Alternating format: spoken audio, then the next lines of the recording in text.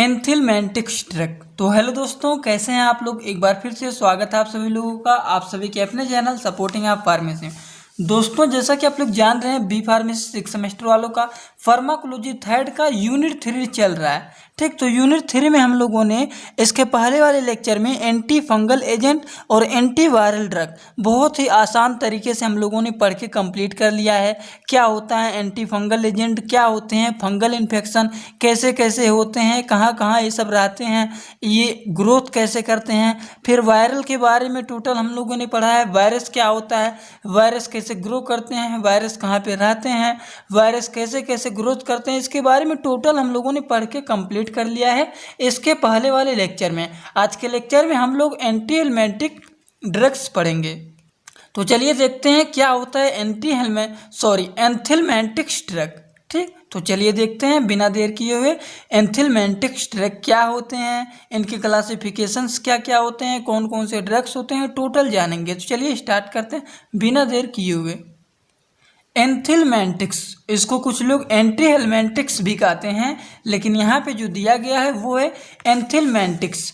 क्या होता है एंथिलमेंटिक्स? जो टर्म होता है, एंथिलमेंटिक्स इज ए टर्म, ये एक टर्म होता है जिसका use to describe a drug use to treat infection. Animal हो गए या फिर जानवर हो गए, एनिमल्स हो गए या फिर ह्यूमंस हो गए, ये सब के इन्फेक्शंस को ट्रीट करने के लिए ये ड्रग यूज किए जाते हैं विथ पैरासिटिक वर्म। ठीक, and this include both flat worm, example flukes हो गए, टेमिडोड्स हो गए, ट्रीमेटोड्स हो गए। ट्रीमेटोड्स का मतलब क्या होता है? कपकपी होता है। ठीक, and tape worm, cestode as well as round worm nematodes. I hope आप लोग को समझ में आ गया होगा एंथिलमेंटिक्स क्या होता है। एंथिलमेंटिक्स एक टर्म होता है जो कि यूज किया जाता है to describe a drug use to treat the infections of animals हो गए, ह्यूमंस हो गए विथ पैरासिटिक वर्म्स। ठीक, उसके बारे में इसमें लिखा गया है कि this include both flat worm, example flukes, trematodes हो गए जिसका मतलब होता है कपकपी, टैप वर्म हो गए, कैटोड्स हो गए, as well as round worm nematodes.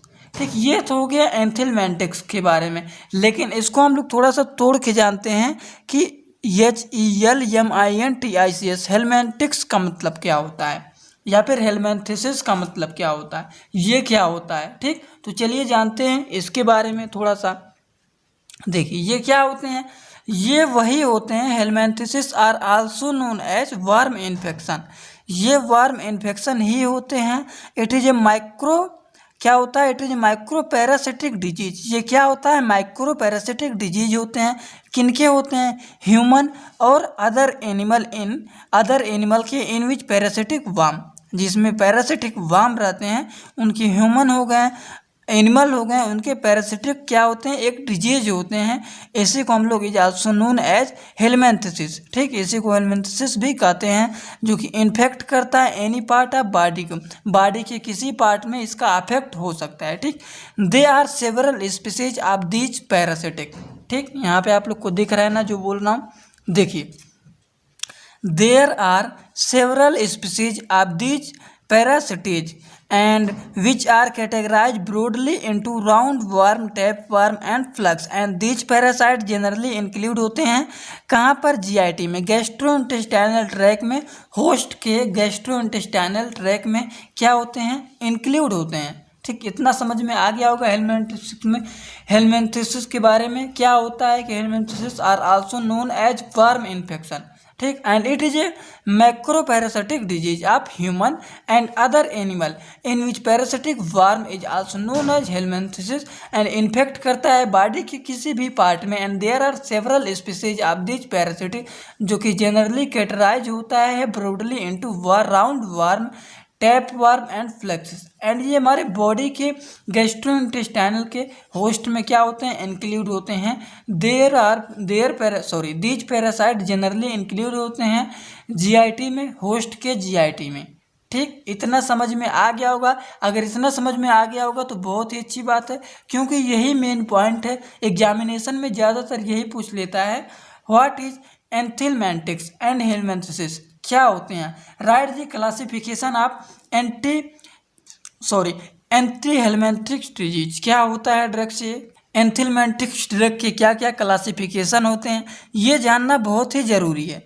ठीक, तो चलिए देखते हैं क्या होता है इसका क्लासिफिकेशन। अब हेडिंग डालेंगे क्लासिफिकेशन ऑफ एंथेल्मेंटिक्स ड्रग। कौन कौन से क्लासिफिकेशन इसके होते हैं? It is a classify into following types. सबसे पहला है drug acting on against nematodes and drug acting on trematodes and drug acting against cestodes. कौन कौन सा? ड्रग एक्टिंग अगेंस्ट किसके? Nematodes, drug acting against trematodes and drug acting against cestodes. इसमें देखिए nematodes के अगेंस्ट कौन कौन से ड्रग्स आते हैं? एल्बेंडाजोल हो गया, मिबेंडाजोल हो गया, इमरमेस्टिन हो गया, डाईएथिल कार्बोक्सिजीन हो गए, उसके बाद पायरेंटल पेमेट हो गए। ठीक, ये सब ड्रग जो हैं ये होते हैं ड्रग एक्टिंग अगेंस्ट किसके? नेमेटोड्स के। ठीक, और दूसरा ड्रग जो है वो है ड्रग एक्टिंग अगेंस्ट ट्रिमेटोड्स। ट्रिमेटोड्स में कौन कौन से हमारे ड्रग्स आते हैं ये देखते हैं आप। तो इसमें सबसे पहला है ड्राइजीक्विंटल, उसके बाद डाइथिलोनॉल, उसके बाद मेट्रिफोनेट हो गए, उसके बाद हमारे नेक्स्ट जो है ओफॉक्सनिक्यून। ठीक, ये हमारे जो ड्रग्स हैं ये क्या होते हैं? Drugs acting against trematodes. और ये जो हमारा था नेमेटोड्स के अगेंस्ट ड्रग थे क्या क्या? Albendazole, mebendazole, ivermectin, diethyl carbamazine and pyrantel pamoate. ठीक, अगला हम लोग बात करने जा रहे हैं drug acting against cestode. Cestode में कौन कौन से ड्रग्स आते हैं? निक्लोसामाइड हो गए, प्राजिक्वेंटल्स हो गए, एल्बेंडाजोल हो गए, मेबेंडाजोल हो गए। ये सब ड्रग्स जो आते हैं देखिए एल्बेंडाजोल एंड मेबेंडाजोल ये सिस्टोड में भी यूज किए जाते हैं और निमेटोड्स में भी यूज किए जाते हैं एल्बेंडाजोल और मेबेंडाजोल। ठीक, कौन कौन से क्लासिफिकेशन होते हैं? क्लासिफिकेशन दोस्तों बहुत ज़्यादा इंपॉर्टेंट है, इसीलिए मैं कई बार रिपीट कर रहा हूँ। और ड्रग्स के नेम आप लोग जरूर रट लेना क्योंकि ड्रग्स के नेम इंपॉर्टेंट है, एग्जामिनेशन में लिखना जरूरी रहता है। It is a classify into following types. Anthelmintic drugs में सबसे पहला होता है drug acting against nematodes, drug acting against, सब में यही लिखना है drug acting against, drug acting against, drug acting against. बस इसमें यही जोड़ना है nematodes, trematodes and cestode. Nematodes में albendazole, mebendazole, ivermectin, diethyl carbamazine and pyrantel pamoate. ठीक, एंड ट्रिमेटोड्स में हमारा आता है ड्राइजीक्विंटल्स, उसके बाद डाइथिनॉल हो गए, मेट्रिफोनेट हो गए, ओफॉक्सक्यूनोन हो गए। ठीक, ये सब ड्रग्स हमारे आते हैं ट्रिमेटोड्स में। अब ड्रग एक्टिंग अगेंस्ट सिस्टोड्स में हमारे निक्लोसामाइड हो गए, प्रोजिक्विंटल्स हो गए, एल्बेंडाजोल्स हो गए, मेबेंडाजोल्स हो गए, ये सब हमारे सिस्टोड्स में आते हैं। चलिए अब थोड़ा सा हम लोग जान लेते हैं, बस एक दो ड्रग के बारे में केवल जानते हैं और सबका काम वही है, इसीलिए थोड़ा सा एक दो ड्रग के बारे में जानते हैं। कौन से ड्रग की बात करें? चलिए सबसे पहले हम लोग थोड़ा सा जानेंगे केवल एल्बेंडाजोल के बारे में और मेबेंडाजोल के बारे में। ये ड्रग दो ड्रग के बारे में थोड़ा सा बस डिस्कस करेंगे, ज़्यादा नहीं, क्योंकि बस सबका काम एक ही है, इसका भी काम एक ही है, ये भी काम वही है, तो सबका काम एक ही है। तो चलिए एक दो ड्रग के बारे में बस जानते हैं, ज़्यादा जानने की ज़रूरत नहीं है, जो इम्पॉर्टेंट है वही जान लेते हैं। तो चलिए हेडिंग आप लोग डाल लीजिए एल्बेंडाजोल, एल्बेंडाजोल। चलिए देखते हैं क्या हेडिंग डालेंगे। एल्बेंडाजोल। एल्बेंडाजोल क्या होता है? एल्बेंडाजोल एक ब्रॉड स्पेक्ट्रम एंटी हेलमेंटिक्स होते हैं। क्या होते हैं? Albendazole is a broad spectrum anti helmintics drugs मान लीजिए। ठीक, यही होते हैं एंड एडमिनिस्ट्रेटेड ये होते हैं orally. Sulfoxide and sulfone are active metabolic of albendazole. इसका यूज क्या होता है? It is use in the following condition, जैसे न्यूरोसाइटोसिरोसिस हो गए, उसके बाद हाइड्रेटेड डिजीज में, ये सब में इसका यूज किया जाता है। ठीक, अब हम लोग थोड़ा सा बात करेंगे इसका कंट्रा इंडिकेशन के बारे में। क्या होता है कंट्रा इंडिकेशन? देखिए it is a contra indication in patient hyper sensitive to benzimidazole of compound और एनी कंपोनेंट ऑफ एल्बेंडाजोल। ठीक, ये बातें हो गई एल्बेंडाजोल के बारे में।